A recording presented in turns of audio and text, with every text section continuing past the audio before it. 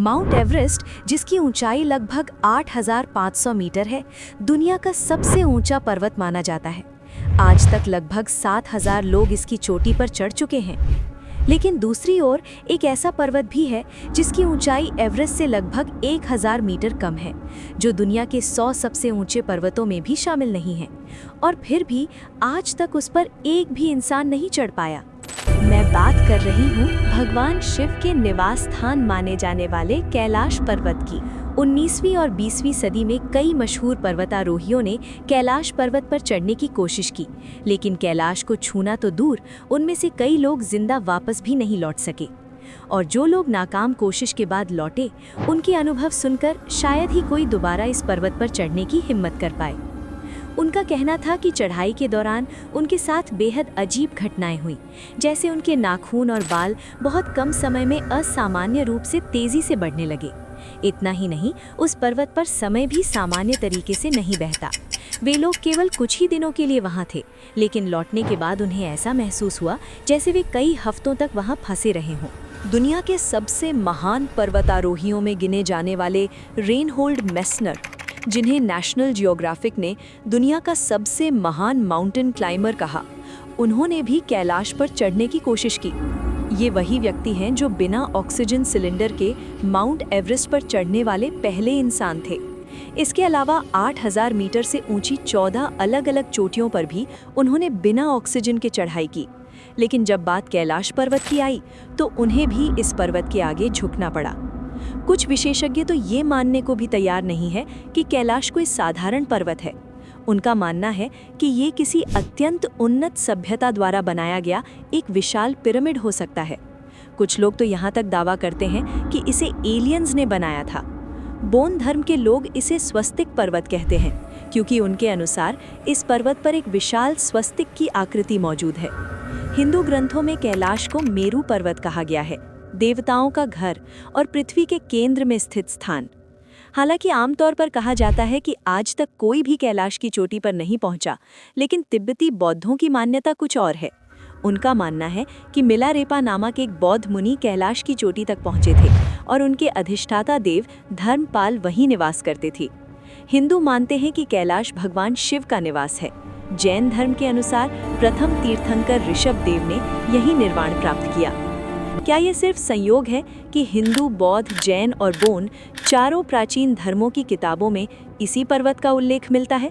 आधुनिक विज्ञान कैलाश को एक्सिस मुंडी कहता है, अर्थात वो स्थान जो पृथ्वी को ब्रह्मांड से जोड़ता है। लेकिन विज्ञान से बहुत पहले हमारे प्राचीन ग्रंथों में पूरे हिमालय और विशेष रूप से कैलाश को धरती का केंद्र बताया गया है। महाभारत में कहा गया है कि यही वो स्थान है जहां पृथ्वी और स्वर्ग मिलते हैं। कैलाश पर्वत की चारों दिशाओं से 4 प्रमुख नदियां निकलती हैं। पूर्व में ब्रह्मपुत्र, पश्चिम में सतलज, उत्तर में सिंधु, दक्षिण में कर्णाली। अब किसी पर्वत से 4 दिशाओं में नदियों का निकलना अपने आप में असंभव नहीं है, लेकिन क्या आप जानते हैं कि कैलाश दुनिया का एकमात्र ऐसा पर्वत है जहां दुनिया के सबसे ऊंचाई पर स्थित मीठे और खारे पानी के 2 सरोवर एक दूसरे के बिल्कुल पास मौजूद हैं।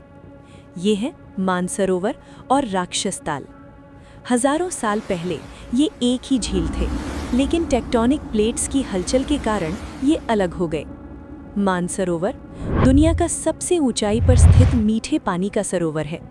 इसके बावजूद इसका पानी कभी जमता नहीं।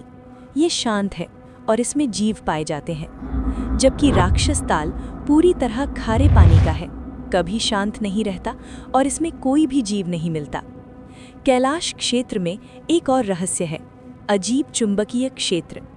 सामान्यतः कंपस उत्तर दक्षिण दिखाता है, लेकिन यहाँ कंपस काम नहीं करता। कई यात्रियों ने बताया है कि दिशा भ्रम के कारण वे रास्ता भटक जाते हैं। कैलाश से जुड़ा एक और रहस्य है, मेटो कांगनी, जिसका अर्थ है यति, स्नोमैन। 1921 में ब्रिटिश एक्सप्लोरर चार्ल्स हावर्ड बरी ने तिब्बत क्षेत्र में बर्फ पर विशाल पदचिन्ह देखे। स्थानीय लोगों ने बताया कि ये किसी जानवर के नहीं, बल्कि मेटो कांगमी के हैं, एक ऐसा जीव जो 2 पैरों पर चलता है और हमेशा छिपा रहता है। यहाँ तक कि भारतीय सेना ने भी यति के अस्तित्व के संकेत मिलने की बात स्वीकार की है। हिंदू और बौद्ध ग्रंथों में शंभाला नामक एक रहस्यमयी स्थान का वर्णन मिलता है, जो कैलाश के पास बताया जाता है। कहा जाता है जो वहां पहुंच जाता है वो सामान्य इंसान नहीं रहता। ब्रिटिश काल में कई अधिकारियों ने ऐसे योगियों को देखा जिन पर भीषण ठंड का कोई असर नहीं होता था। कुछ साल पहले भारत में वायरल हुए एक वीडियो में भी एक योगी बर्फीली घाटियों में नंगे बदन घूमते दिखाई दिए। कैलाश पर चढ़ने की कोशिश करने वाले कर्नल विल्सन ने बताया कि जैसे ही उन्होंने शिखर की ओर बढ़ना शुरू किया, अचानक भयानक बर्फीला तूफान आ गया और उन्हें वापस लौटना पड़ा।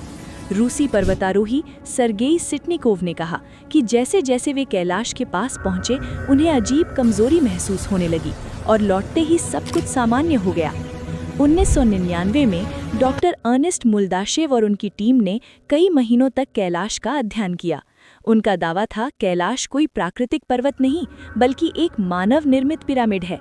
उनके अनुसार पश्चिमी हिस्सा सीढ़ी नुमा पिरामिड जैसा दिखाई देता है, जिसे भूवैज्ञानिक संरचना नहीं कहा जा सकता। अब सवाल उठता है कि अगर इतने विशाल पर्वत को तराशना असंभव लगता है, तो फिर कैलाश मंदिर को कैसे समझेंगे?